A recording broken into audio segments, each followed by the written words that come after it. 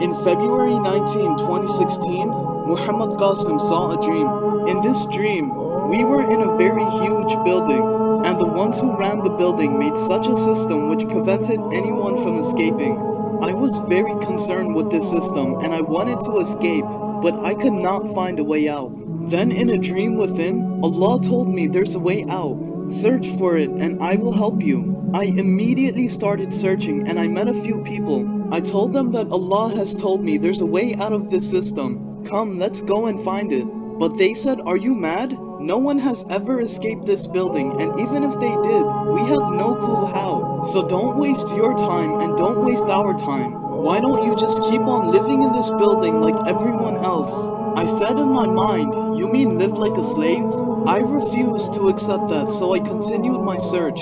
I found some powerful people who had many followers. I told them there's a way out of here. They replied saying, take him to a doctor. This is a madman. They took me to a doctor and the doctor said to them that there's a defect in his heart and there's no cure. After seeing this, I became worried. No one was listening to me and Allah hasn't helped me yet either.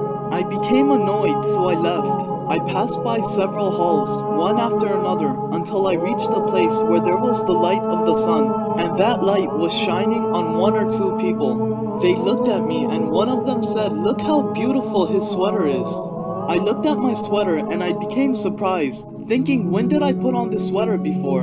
It was actually a very beautiful sweater with amazing coloring. I didn't understand, so I continued walking towards the source of the sunlight.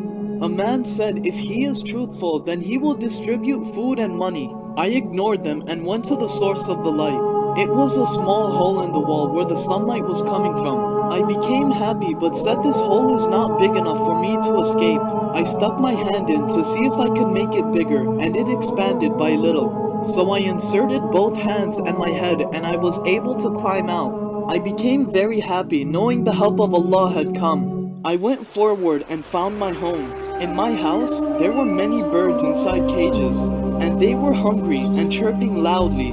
Then I thought, how can I feed them since I have nothing to feed them with? I became worried, so I clenched my hands into a fist and felt grains of food. I poured the grain into the container of one of the birds until it became filled. And my hands also remained filled with grains, and I was amazed, thinking, where are these grains coming from? Then I gave a little amount to every bird, fearing that the grains in my hand might run out, but they didn't. And then I gave them water just like that, and they were all eating. I became very tired after doing all this and told myself how this is difficult work.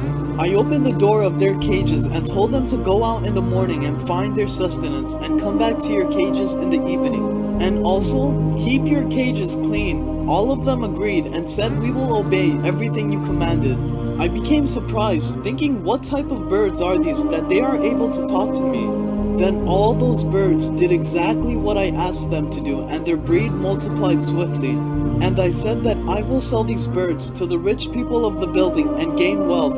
And I should also do something else to impress the people of the building. And I should surpass them so that they will have to accept my terms.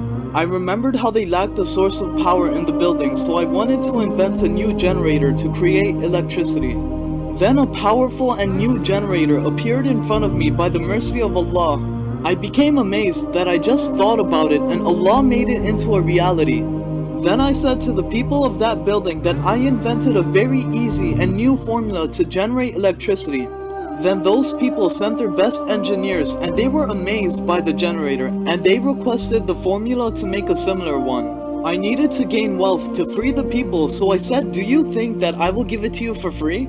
Then I gained a lot of wealth by selling the birds and the formula. I freed many people from the building by giving money to the owners, and I distributed money amongst the people and gave them food, as well as a place to live.